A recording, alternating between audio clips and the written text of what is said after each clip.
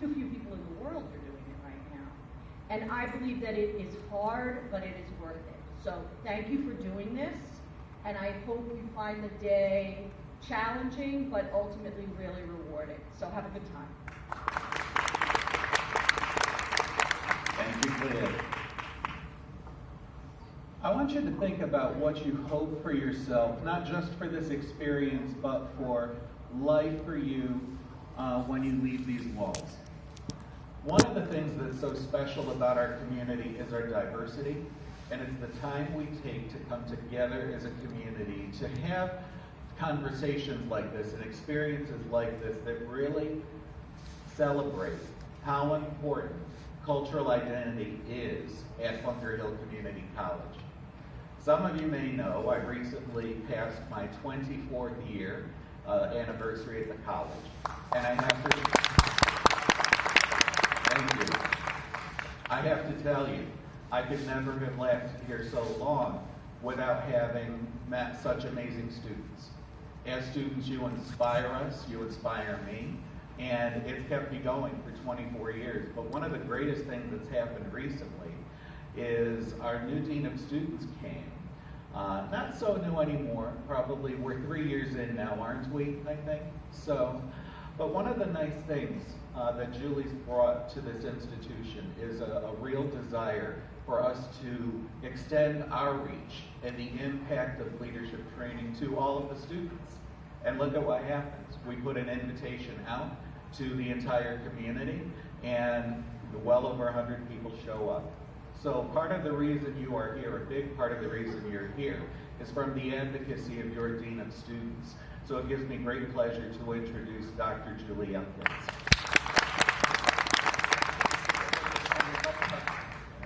Good morning. I'm so glad to be here. I'm not used to being behind things. So how did we get to this point that we're really providing an opportunity to talk with each other? So I really appreciated the Associate Provost's words on that and how important that is. And when we listen to what happened from the outcomes of the leadership conference last spring, folks said they wanted to talk with each other.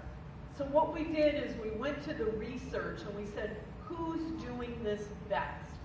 Just like you researched, if I come to Bunker Hill Community College, which is the most affordable education, I'm going to have the best pathway in order for me to transfer, to get my degree, to get my certificate. You did your homework on how to best get there, so we needed to do our homework about how to best interact with dialogue. So through that, we were able to identify 2 experts in the field that have been trained in what's called intergroup dialogue. The history of that is out of the University of Michigan, and where they spent years in bringing folks together that had like ideas, different ideas, perhaps they weren't sure what they thought yet, and really providing a structure about how to talk, how to listen, how to express, and how to do that in such a way that brings about respect, that is able to set some ground rules about how you play fair with each other while still providing the opportunity for expression. So our 2 presenters today are the experts in that. And they've had the opportunity in both their positions on campus and as consultants in working with a number of faculty, staff, and students, and even student athletes, and talking about ways that this can come about. So I am very pleased to have our 2 consultants here today, Alice and Amanda. I'm going to let them talk a little bit about themselves and their background, but thank you so much.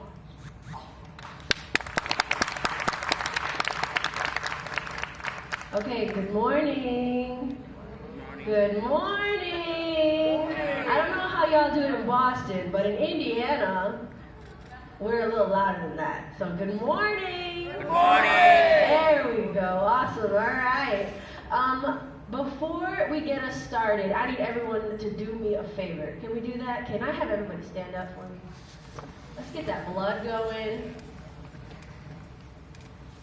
All right. So When we come to this space, we don't come to this space by ourselves and with a clear mind, right? You may have run into traffic this morning. We may have some homework we've got to get done, some relationship stuff, some family stuff, right? And what we want to do is acknowledge that that exists, but this is our time, all right? So I need everybody to do me a favor. Whatever's going on, whatever stuff we got to deal with, it will be there at the end of the day, but we're going to just pause, we're going to take a deep breath, and we're just going to hold it up here, okay? Because it's our time right now, and we get to focus on us for the day.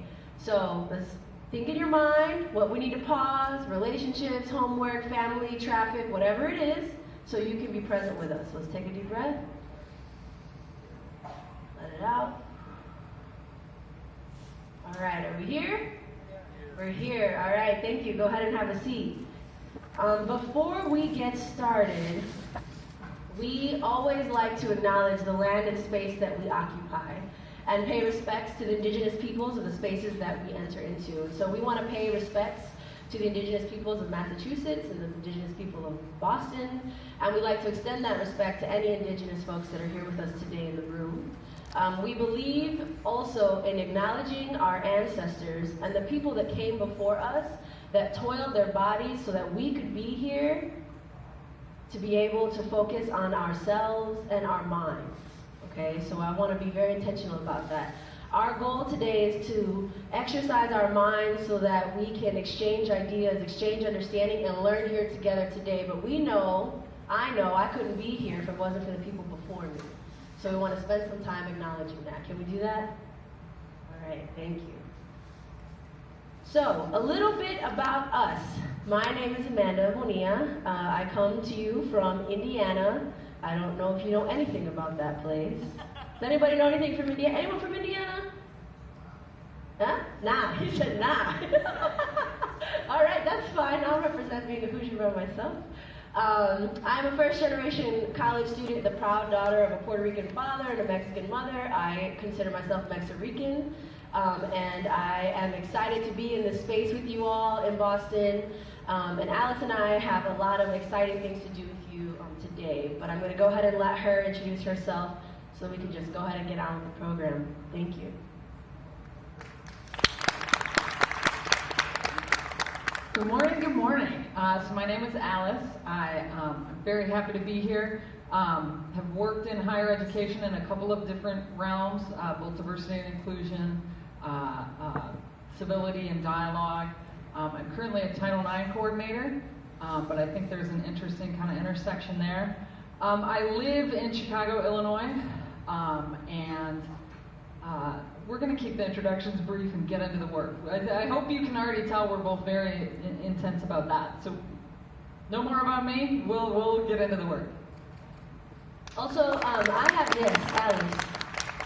I have a cold, so I'm here with you all, but I'm going to drink a lot of tea throughout the day, okay? So excuse me for that. We're going to go ahead and go over some rules of engagement really quick. We want to make sure that we're able to be present. That's why we took a little deep breath, right? We had a lot going on potentially before we got here. We're going to hold that, and we're going to try to be present when others are talking, including you all being present with us.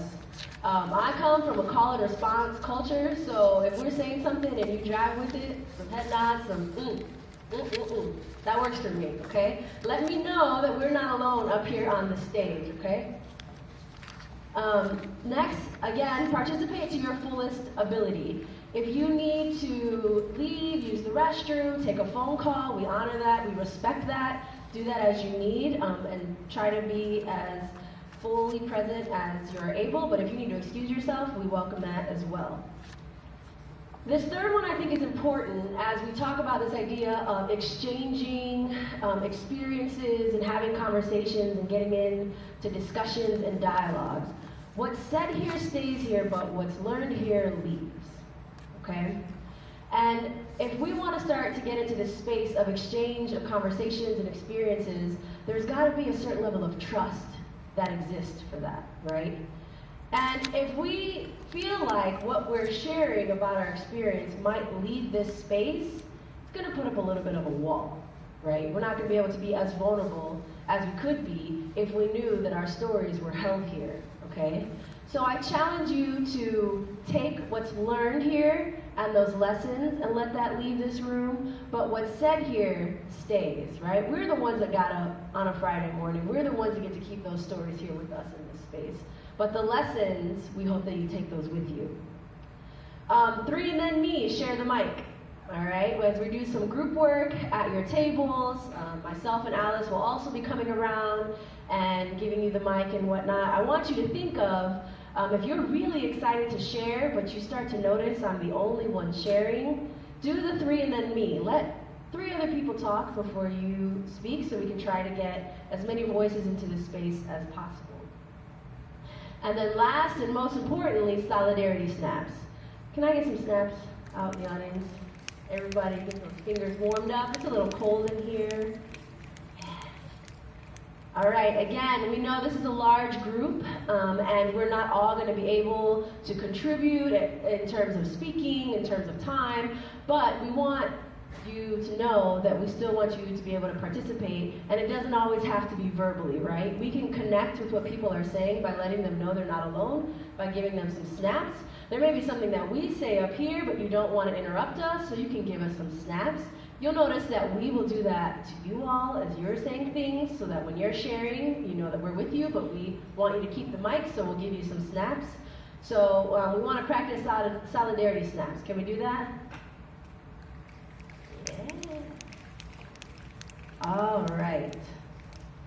So the next piece is Alice is going to talk us through and work with us on this idea of the difference between debate, dialogue, and discussion. So you heard earlier from your administrators this idea of dialogue, and that our work is rooted in the work of intergroup dialogue. And so we want to be able to set a good foundation of that before we begin. So we're going to go ahead and turn it over to Alice. I believe this is the green sheet.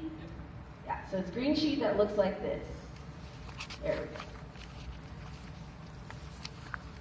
Okay, so as you dig for that sheet, I'll talk a little bit about dialogue and sort of the background and the concept of how Amanda and I came to this and sort of some of the different groups that we've done this with.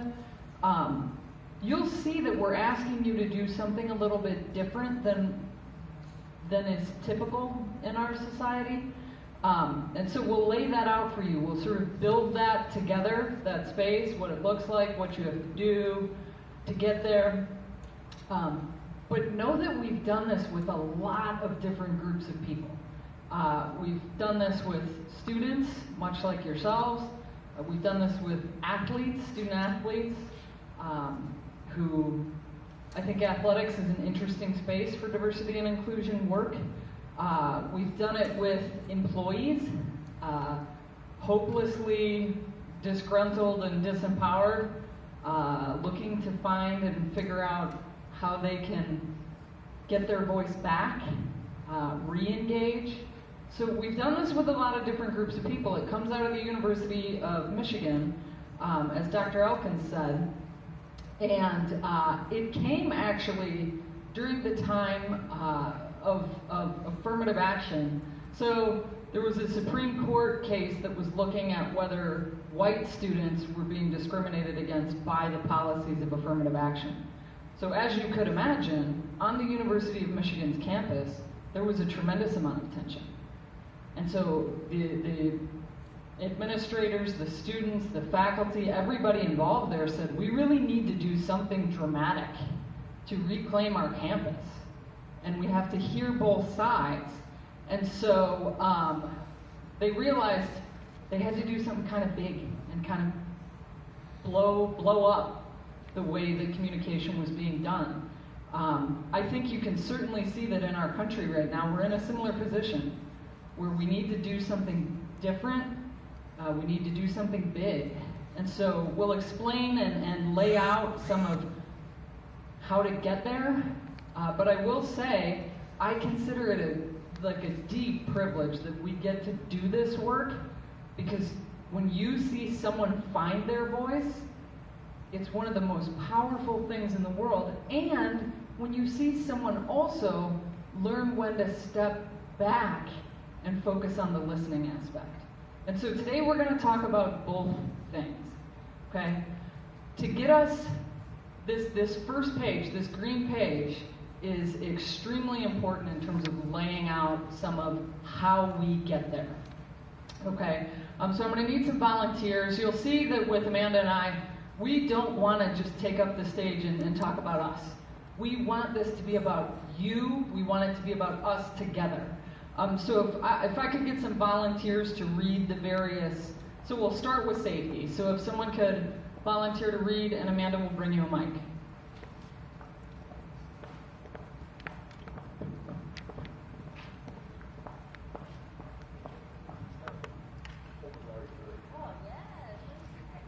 Good morning, a diverse group of fellow students. We want to safety. We want to create an environment where we feel safe sharing our views, experiences, and ourselves. To learn from each other, we need an environment that allows us to open up, to feel safe, challenging ourselves and each other. We will not always be comfortable. We will always be safe. Thank you. Thank you, reader. Yes, let's give it up. Give it up. Thank you. Comfort zones. Can we get someone to read comfort zones? Make Amanda get her steps in. Good morning. Comfort zones. We all have zones of comfort about different topics. Dialogue asks us to move beyond our areas of comfort to open ourselves to new challenges, knowledge, and awareness. Inside our comfort zone, we are not being challenged and therefore not learning. Outside our comfort zones, we are being challenged and learning. Thank you. Snaps and claps. Good, good. All right, learning edge. Can I get a reader for learning edge, please?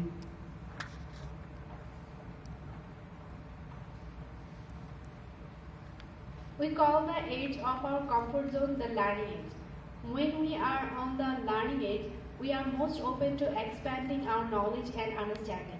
Being on the learning edge may us feel annoyed, angry, anxious, surprised, confused, or uncomfortable. This is a natural part of expanding our comfort zone. When we recognize it as such, we can use this as a part of this learning process. Thank you. Thank you. Thank you. Thank you. And finally, conflict.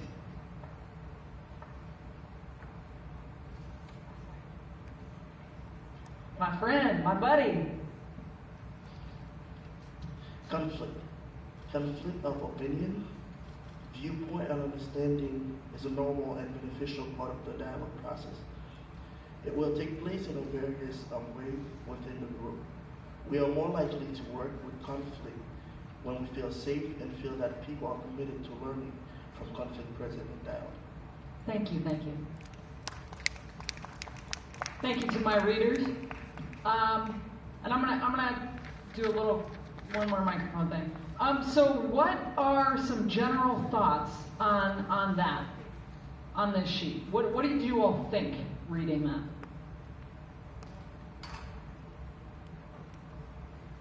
What's important on that sheet?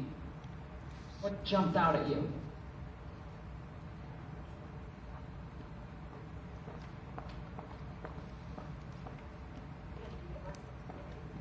Thank you, Amanda.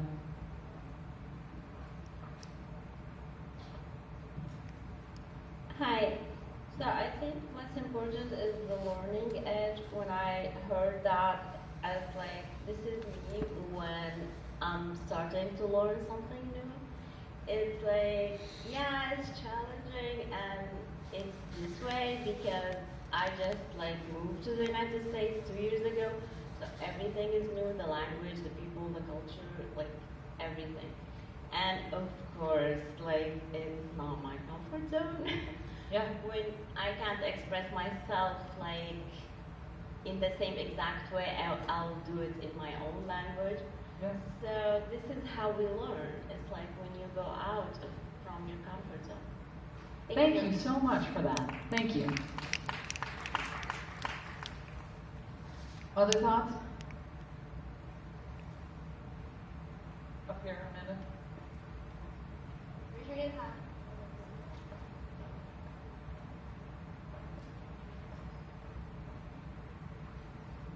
So what I think is basically,